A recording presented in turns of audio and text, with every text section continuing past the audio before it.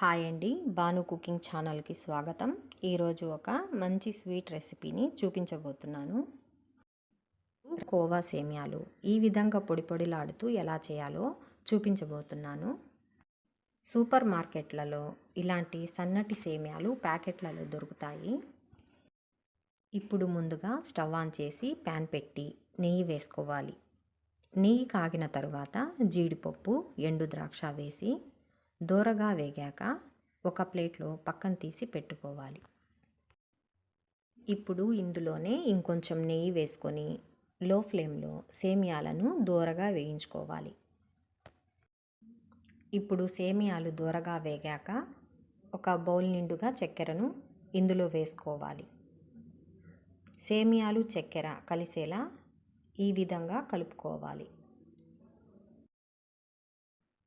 నేను ఇక్కడ ఒక బౌల్ నిండుగా చక్కెరను వేసుకున్నాను.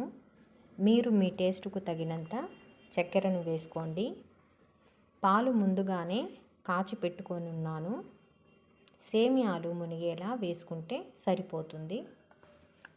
ఎక్కువ పాలు వేసుకోవలసిన అవసరం లేదు. ఇప్పుడు పాలల్లో ఈ విధంగా రెడ్ ఫుడ్ కలర్ వేసుకుంటున్నాను. పాలు ఉన్నప్పుడే రెడ్ ఫుడ్ కలర్ వేసుకుంటే కలర్ సమానంగా కలుస్తుంది.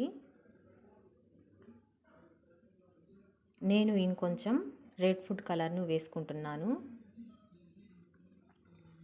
ముందుగా వేసిన ఫుడ్ కలర్ సరిపోలేదు. మీకు కావాలంటే ఆరెంజ్ ఫుడ్ కలర్ అయినా వేసుకోవచ్చు, లేదంటే ఫుడ్ కలర్ వేయకపోయినా బాగుంటుంది.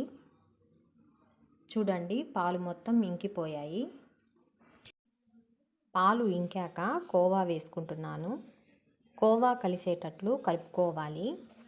యాలుక్కాయలు ముందుగానే మిక్సీ పట్టి ఉంచాను. యాలుక్కాయల పౌడర్ 1 స్పూన్ వేసుకుంటున్నాను. యాలుక్కాయల పౌడర్ సేమియాలకు కలిసేటట్లు కలుపుకోవాలి. ముందుగా వేయించి పక్కన పెట్టుకొనున్న జీడిపప్పు, ఎండు ద్రాక్షను వేసుకుంటున్నాను. సేమియాలు మొత్తం కలిసేలా కలుపుకున్న తర్వాత సేమియాలు చల్లారనివ్వాలి. పూర్తిగా చల్లారిన తర్వాత ఒక ఫోర్క్ సహాయంతో ఈ విధంగా సేమియాలను విడివిడిగా చేసుకోవాలి. చూశారు కదా, కోవా సేమియాలు ఎంత బాగా పొడి పొడిలాడుతూ వచ్చాయో.